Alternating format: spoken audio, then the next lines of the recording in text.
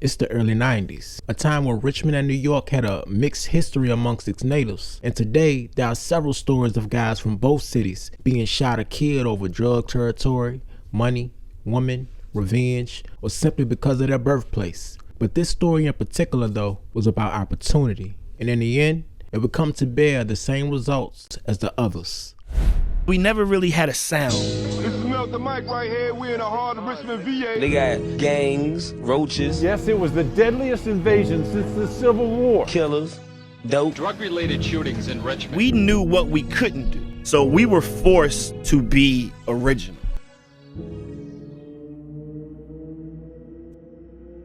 Down in Richmond, Virginia lived several individuals from various parts of the city. Regardless of where, they would all come to know each other at some point. And the man bringing them all together would be 24-year-old Kevin Dwayne Cardwell, who sometimes also went by the alias Xavier Jamal Brown. Now, Kevin, up to this current age, had lived a tough life. But what young boy growing up in the hood didn't? Everyone has a story, but Kevin's wasn't your average absent father and hard-working mother experience. He was primarily raised by his grandmother after being abandoned by his parents. And the last time he was cared for by his mother, he was basically treated like an unwanted guest. Treated him so badly that the grandmother had to step in. And she would try her best, did as much as she could to fill the void that mom and dad simply chose not to. But grandma's best just wasn't enough. Because even as an adolescent, Kevin knew in his heart that his mother didn't love him, and his father never showing up made that abundantly clear as well. So after two of the most important people in his life rejects him, what does he do? He found acceptance among people who indulged in fast money and violence, because it was next to impossible to disassociate the two, either a package deal or just one and the same. So as life goes on, Kevin would be kicked out of school by the 11th grade for fighting. Then he picked up a criminal record that included convictions for drug distribution, burglary, assault and battery, and so on, which will bring us to the unforgettable year of 1991. It probably won't surprise you to hear me say that an inner city is struggling with a drug problem. To be honest, problems are easy to find. And that search is what brings us to a community in Hempstead, New York. They've got this dealer on tape selling drugs. Drug deals are so routine here, not even a baby stroller gets a second look. And you may be surprised. A few hundred miles north of Virginia lays one of the largest towns in the country, that being Hempstead, New York, a town located inside of Nassau County. For those unaware of Hempstead, it was a mix of urban and suburban areas that resembled certain parts of Brooklyn and East New York. But instead of calling them neighborhoods, these were considered to be villages, over 20 of them to be exact. Now, there was a 15-year-old boy named Anthony Brown who had grown up here in Hempstead. He would face similar challenges as Kevin Cardwell did back in Richmond, with the biggest difference being the presence of Anthony's father. Even so, we don't have enough information to say what Anthony's home life actually consisted of. He would come into contact with a girl named Tina Poindexter, a person he would build somewhat of a relationship with over time. Now, whether their time together was romantic or strictly platonic is unknown, but apparently they were close enough to keep in touch after Tina got the news of her family leaving New York, moving over 300 miles south to the Chesterfield area of Richmond, Virginia, meeting new people, experiencing new things, and ultimately both would take similar paths getting into the drug game. And by the year 1991, Tina was a 19-year-old high school student, and Anthony was a 15-year-old corner boy. He would spend the bulk of that year hustling for a big-name dealer for his neighborhood, but that was only up until the month of June when he was arrested for possession of crack cocaine. He would spend little to no time in juvenile detention, so Anthony wasted no time getting back to the block. Now, Tina, who's gotten adjusted to the slower-paced city of Richmond, crossed paths with the man we know as Kevin Cardwell, and they'd eventually become a couple. Kevin had been well seasoned in the streets, a day-for-day lifestyle that Tina became enamored with. Whether it was her own choice to jump off the porch, Kevin's influence, or both, she would soon realize just how far she had leaped. It's 4 months down the line. On November 20th, 1991, Anthony would end up reconnecting with his old friend, Tina, deciding to visit her down in Richmond by taking a Greyhound bus. But far as who called who and on what specific day it was set up is a mystery. Now, as Anthony got up at the crack of dawn to purchase that bus ticket, duffel bag in hand, mentally preparing himself for an estimated 12-hour ride, he would be clueless of Tina's true intentions because she had already made a call to her boyfriend, Kevin, giving him the full rundown on who she planned to meet, where, what time, and most importantly, the fact that Anthony was bringing a good amount of drugs along with him. Kevin would see Anthony's arrival as an easy opportunity, and right then and there, Kevin's plan went into motion, a plan that required extra help from a few guys to officially carry it out.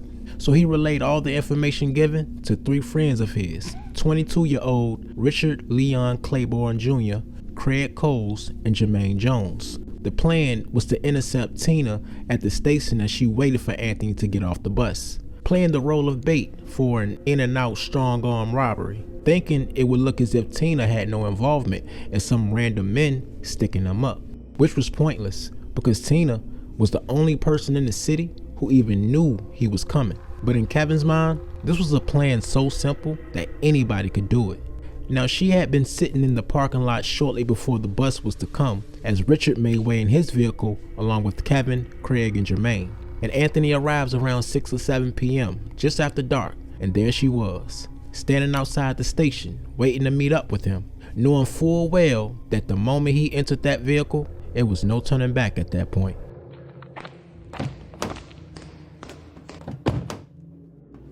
As soon as the two got inside Tina's car, Richard stayed behind as Kevin, Craig, and Jermaine opened the doors to her back seat.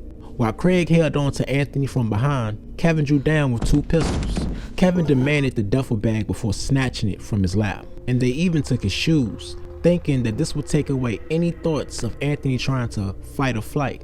Then all 4 guys fled back to the apartment in Colonial Court, shared by Kevin and Jermaine. But there was one major problem, because after searching Anthony's bag, they noticed right away that it didn't contain the big score that they were hoping for. Not one of them, for a second, thought to double check the duffel before driving all the way back home. But more than that, Anthony must have felt he could still trust Tina, because anyone in his position with just a slither of doubt would have ditched Tina, bolted from the car, barefooted and all. But for some reason unknown, he stayed inside the vehicle with her. And somehow, Tina was able to call Kevin a short time later, informing him that Anthony had actually strapped the drugs to the inside of his thigh. So Kevin suggested another scheme, one that the traitorous Tina agreed to, which was to tell Anthony that she had friends who could help retrieve his stolen belongings and take them to Kevin's apartment. And after that phone call, that's exactly what she did. So again, twice in one day, Anthony would be driven to another ambush on the pretext of something else entirely. And what further confirms that he had no suspicions towards Tina was the fact that the only way she could have known where he put the package after the initial robbery is if Anthony told her himself. Now over in Colonial Court Apartments, Kevin finished his phone call with Tina and updated the rest of the gang on his new plan, saying that the play was still on, but this time he'd either knock him out or kill him if he had to. But Jermaine and Craig, they wanted no parts of it, feeling like Kevin was about to cross a line that no one comes back from. So they'd leave the apartment immediately, which later proves to be the best decision they could have ever made. Richard pledged his loyalty to the scheme by simply staying quiet and staying seated. And now, there were only 3, Kevin, Tina, and Richard. Soon after Tina's arrival with Anthony, Kevin wasted no time, threatening him with the pistol, demanding that he hand over the drugs, making this a very obvious moment for Anthony. Tina, she couldn't be trusted. He's rustled from the car, and Richard pulls down Anthony's pants, taking the package strapped to the inside of his thigh. Kevin, with the gun aimed toward the back of his head, forced him to lie face down on the floor of the back seat. Richard takes the front passenger seat as Kevin now directed Tina to drive. Their intentions were to take Anthony to Goochland County as they drove toward the interstate, and repeatedly, Anthony can be heard begging for his life, followed by Kevin telling him to shut up in response. And just then, Tina realized she wouldn't have enough gas to make it to Goochland County, so Kevin improvised, telling her to park behind the Canterbury Shopping Center that sat at the intersection of Patterson Avenue and Pump Road in Henrico County. And behind this building sat a large section of trees and wooded areas that covered a few acres of land. So if it wasn't clear before, the message definitely registered in the minds of everyone now. In this moment, Anthony had essentially been held hostage for the past 2.5 hours. And it makes you wonder, Did Anthony come to Richmond only to deliver drugs to Tina, or were they for someone else and just decided to link up with her while he visited? Then, he was only 15 years old, so just imagine what home was like for a kid to be able to leave the state on a school day without telling anyone and without no backup. But more importantly, not one person searched for him during or after those 24 hours. Now, as they pull into this dark parking lot, what was once a simple robbery turned into something else entirely.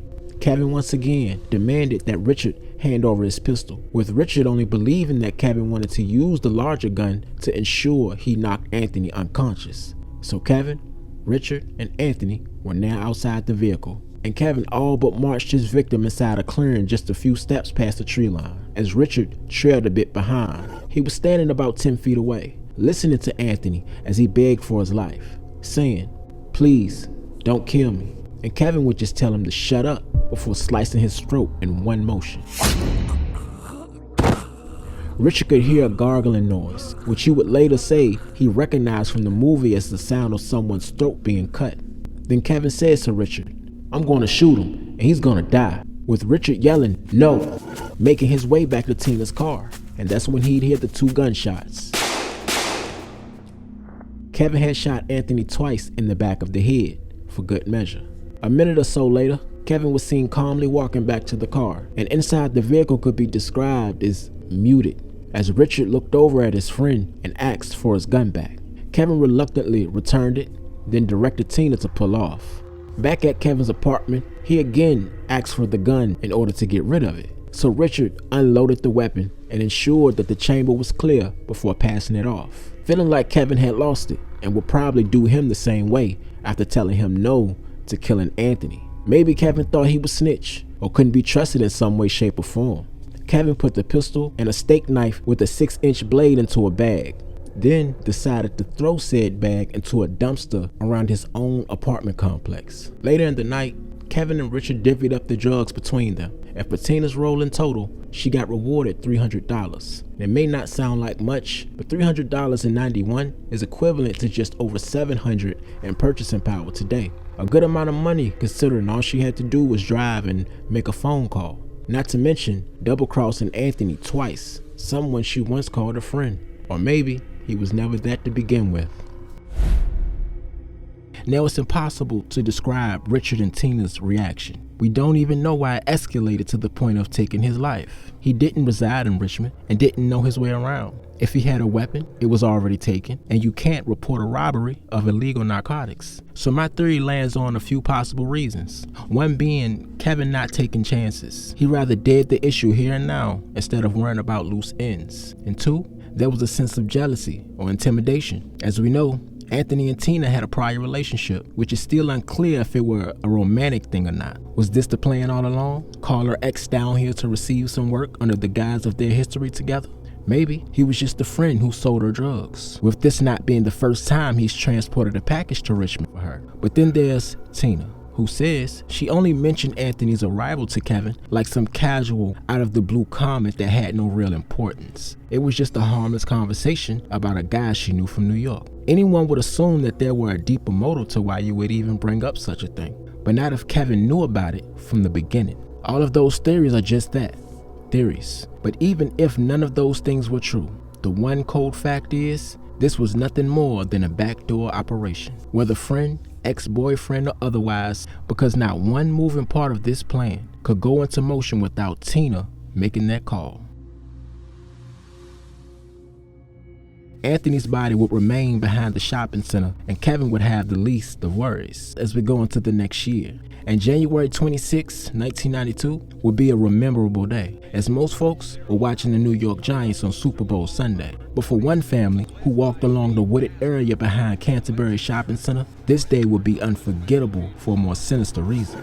Police were immediately called because in a small clearing was the body of Anthony Brown. Upon search of his body for any clues or motives, all they would find was the same round-trip bus ticket back to New York, matching up the day he arrived with his time of death, which was difficult to determine at first due to the cold weather. There were no drugs, no duffel bag. He was stripped clean of everything belonging to him, and the case remained unsolved for nearly a year. But then, that following December would bring out some fortuitous breaks, as police will call it, quickly having 3 suspects to look into as a result of a tip, which detectives declined to elaborate on who the tip came from, wanting to keep one less murder or murders off the board if they could. It led them to one of the main guys involved, that being Richard Leon Claiborne Jr. He was ultimately arrested, interviewed, and without resistance, gave police a full statement. He talked about Kevin's plan and how he requested his help in robbing Anthony. He would add that he had no idea Kevin intended to kill Anthony after they robbed him, labeling Kevin as the sole shooter, who even bragged about what he did after. One day, as Kevin stood on the balcony of Tina's apartment, he made a comment that'll strike fear in the average human being, at the very least, uncomfortable, saying that Anthony's body must have still been out there because bugs were circling the area. So Tina wasn't the only one who's heard those brutal comments, likely being the reason they were reported in the first place. This new revelation led detectives to Tina's home, which she shared with her mother in Chesterfield. But he would leave Richmond at some point after they found Anthony's body. But while he was outside of the city, he'd get himself locked up on unrelated charges, now being held in the Lynchburg City Jail. So Kevin Cardwell was gift wrapped and ready for extradition back to Richmond, and everyone including Jermaine Jones and Craig Coles were in custody, now awaiting a court date, with Jermaine and Craig being released a brief time after. Kevin, Richard, and Tina were all given the same 4 charges of murder, abduction, robbery, and use of a firearm in the commission of a felony. As we fast forward close to a year later on September 8th, 1993, Kevin Cardwell was now age 25 by the start of his trial. An attorney for the Commonwealth would set the tone by describing the crime as being strictly business, saying, and I quote, "It's about as cold and calculated as you can get," while arguing for the death penalty, saying that it takes a special kind of person to walk a fellow human being out of the woods, hack up their body, and shoot them like a dog, further citing the physical and psychological torture that Anthony endured before he was killed. And during recess, Kevin would turn to his grandmother and say, "I didn't kill that cat." Kevin's defense lawyer would attempt to give the triggerman title to Richard, citing that he was the sole killer, saying verbatim, Richard Claiborne shot and killed Anthony Brown. Then he did everything he could to hang it on Kevin Cardwell. Listen for the ring of truth. If you can't believe Richard, you have to return verdicts of not guilty. But the Commonwealth's attorney argued that it simply wasn't true, while also admitting that his own witnesses were far from blameless. None of them can be considered a saint. Even so, Kevin sucked them in. It was his idea from the start to even get the ball rolling. And after a jury of 7 men and 5 women deliberated for less than 2 hours, they all returned with guilty verdicts that night, then calling for the death penalty in a separate hearing. He closed his eyes for a moment and slowly let out a deep breath. It was official. Kevin was convicted of capital murder in the shooting death of Anthony Brown, with his execution being set for December 3rd of 1998, which would be a 5 whole years of knowing when and how he was gonna die. Both Tina and Richard's trial was scheduled a week after Kevin's conviction, which was the 14th of September, and Tina's lawyer would argue that all the Commonwealth had shown was that Tina was present, not that she actually knew what the plan was. Nevertheless, the Commonwealth pushed the idea of Tina being a key player in the scheme, saying, and I quote, "She purposely got Anthony to colonial court, right into the lion's den," which was the bulk of their defense. By the end, she was more than sure she'd receive no less than her natural life in prison, but unexpectedly, it was just the opposite. She wore a surprised face expression upon hearing the judge announce his verdict at the close of trial. She was going to return home to her mother's that night. Tina was originally charged under the concert of action theory that holds that everyone who plans or participates in a crime is guilty of all the crimes that result from the scheme. Crimes that would carry a maximum sentence of 2 life terms plus 12 years. But not Tina. She was released on probation and free to have a second chance at life. As far as Richard, who was now 23 years old, he was sentenced to 40 years with 25 suspended for the murder and 20 suspended for the robbery. So the tip from an unknown civilian led to Richard giving his statement that revealed the entire play. And Richard's statement ensured he does little to no time in prison, if any at all actually. It's now 5 years later, where Kevin would file an appeal, but the U.S. Supreme Court, in a 7-2 decision, turned it down. So he would inform his lawyer not to file a clemency petition with the governor, Jim Gilmore, with them believing it wouldn't succeed anyway, saying that he wanted to depart with a sense of dignity. So at 9:05 p.m., December 3rd, Kevin Cardwell was executed by lethal injection at the Greensville Correctional Center. When he was asked if he had any last words, he would say, "Personally, yeah. What was all them sick people looking at me through that glass for?"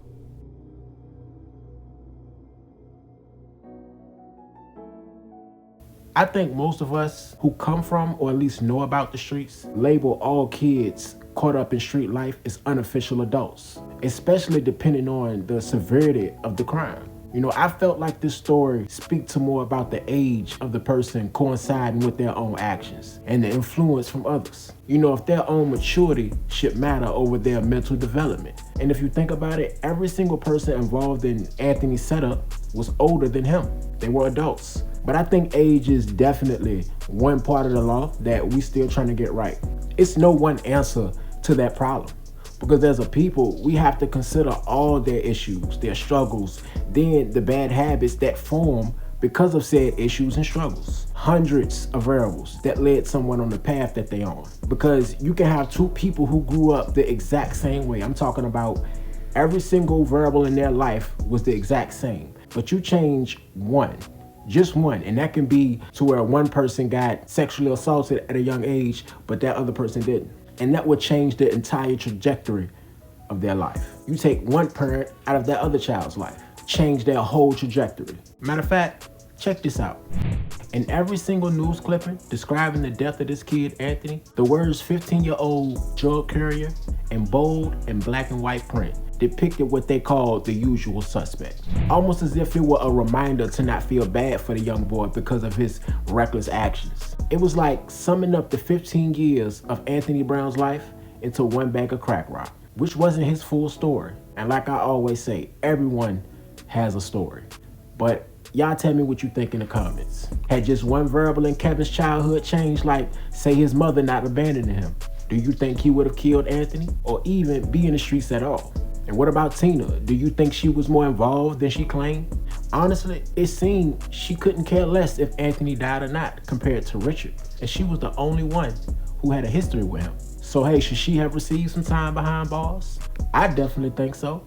If anybody in this story were more on the side of good, and for context, I'm saying as far as doing no harm to anyone, it would be the 15-year-old drug carrier from New York. And with that said, rest in peace to the fallen, and y'all stay safe out there.